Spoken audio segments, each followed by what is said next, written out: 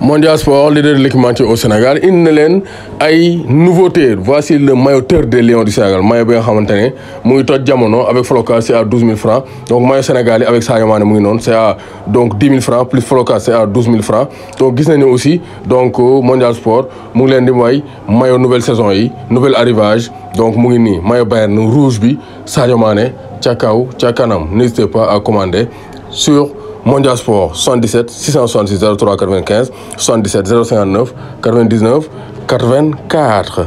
Bonsoir à tous et à tous, bonsoir à tous les suiveurs et à tous les inconditionnels de Grégoire Omnisport. Doomu Gaynde Njaay warul tiit warul ragal. Aujourd'hui, on va parler de la belle amitié, donc de la belle histoire d'amour entre Sadio Mané et son ami béninois Désiré Segbe Azangpo. Donc ils sont rencontrés, ils sont connus à Génération Foot, mais jusqu'à présent, ils ne sont pas quittés.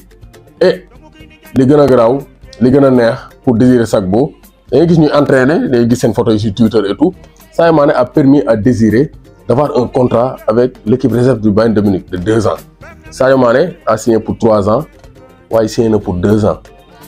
Donc comment Mané a convaincu? Parce que les Allemands ont été intelligents. Ils ont retenu Bouna Sarr pour faciliter l'intégration de Sadio Mané au Bayern. Sadio Mané va se sentir chez lui. Ensuite, son meilleur ami, il lui offre un contrat dans l'équipe réserve. Donc ça, c'est le génie allemand. Ça, c'est pour mettre Sadio Mané dans les conditions idoines, adéquates de très bonne performance. C'est-à-dire dans les CNTP, conditions normales de température et de pression, volume molaire 22,4 litres. Donc Sadio Mané sera dans de bonnes conditions. Il n'y aura pas de problème d'adaptation, il n'y aura pas la barrière linguistique et Sadio Mané va pouvoir s'épanouir avec ses amis. Donc ça, c'est une stratégie du club allemand, le Bayern de Munich, pour pouvoir mettre sur orbite Sadio Mané, parce qu'ils ont perdu Lewandowski, donc ils doivent avoir un jour de très haut niveau. C'est à Sadio Mané de faire oublier Lewandowski. Donc il faut qu'il soit dans de bonnes conditions. Ça, c'est la stratégie du Bayern pour donc permettre à Sadio Mané mu am performance yu jéggi dayoo. Donc Azangpo, il a 29 ans, donc attaquant international béninois, et l'attaquant sénégalais se connaissent depuis leur passage à Génération Foot au Sénégal. Après une expérience à Metz, donc le trajectoire ont suivi des directions opposées. Sadio Mané a grandi vers les sommets, comme dem na vers les sommets, gis nañ ko champion d'Afrique, ballon d'or africain de doublement, Ligue des champions, Coupe du monde des clubs. Mais Azangpo, plombé par une grave blessure chez les Grenats, a poursuivi sa carrière dans plusieurs clubs de France, comme Dunkerque à 2e division, ou bien à l'étranger Luxembourg, Slovaquie, Angleterre, Roumanie. Mais finalement, Sadio Mané lui a permis, avec sa signature au Bayern de Munich, et donc leur amitié, leur affinité, nous indiquons fële Bayern de Munich. Donc sans club depuis la reprise, il a rejoint Sadio Mané à Munich. Les deux hommes ont pris l'habitude de faire le trajet ensemble, de voyager ensemble, même si avion est et Bayern signé jusqu'en 2024. Donc avec l'équipe réserve, il évoluera dans l'équipe réserve entraînée par l'ex-joueur du Bayern, Martin De Michelis. De Michelis, l'Argentin, bon tak Karogi. Au fait, on a Martin De Michelis. Il a joué la Coupe du Monde 2002.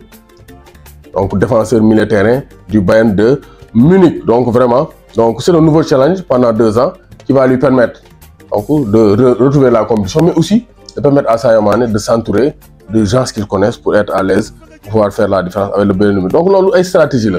C'est pour montrer que les Allemands sont très forts. Donc ils ont mis Sadio Mané dans de très bonnes conditions de performance. Donc rien à dire. C'est le très haut niveau. Donc pour parler de l'unité de Sadio Mané aussi, il a fait des confidences. Donc je ne suis pas un joueur de très haut niveau. On dit souvent je suis une star mondiale, mais je ne me vois pas comme ça. Donc Sadio Mané, on aussi nee na Bambali lépp lu mu mënti nekk. Donc Bambali moo ko jox Pep Lijnders on Sadio Mané machine. I never used to say hello to Mané when he walked by. I always said whoosh because he was just so quick. Donc Pep Lijnders moo ko Sadio Mané, il était très rapide. Il était vraiment supersonique moo tax. À chaque fois, il l'admirait. Donc ça, c'est très clair. Donc Bambali a fait de moi ce que je suis. Faire sourire est important pour moi. Mais Sadio Mané, ni di content. Muy defal ni ñuy content, dafa am importance ci mom. Sadio Mané mi yakarna isa du waliou sax.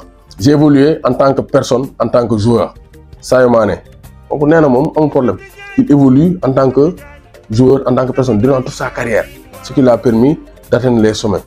Donc vous verrez beaucoup de drapeaux sénégalais à l'Allianz Arena cette saison. Donc c'est un homme de démarrer. Ce vendredi, il démarrer face à l'Eintracht Francfort. Donc peut-être jeudi soir, lui, on direct pour voir les attentes du Bayern de Munich, ainsi de suite. Sinon, on peut faire le dead aussi avant le match de Sadio Mané vendredi. Donc, nous devons direct avant match pour voir donc, les débuts de Sadio Mané sous les couleurs du Bayern de Munich. Sadio Mané, il veut montrer l'exemple. Être bon sur le terrain et en dehors des terrains. Donc, vraiment, il a fait beaucoup de confiance.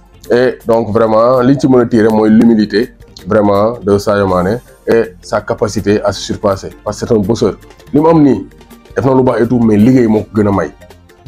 waaw ak fonk fu mu jógee fonk ay waajuram et tout donc yàlla ko yàlla may jàmm en tout cas le Bayern a mis dans de très bonnes conditions Sadio Mané il a marqué en Supercoupe face à Leipzig donc on va voir ce qu'il va faire face à l'Eintracht Francfort doomu Gaynde Njaay warul tiit warul ragal Sadio Mané l'icône l'attraction cette saison en Bundesliga Sadio Mané sunu fierté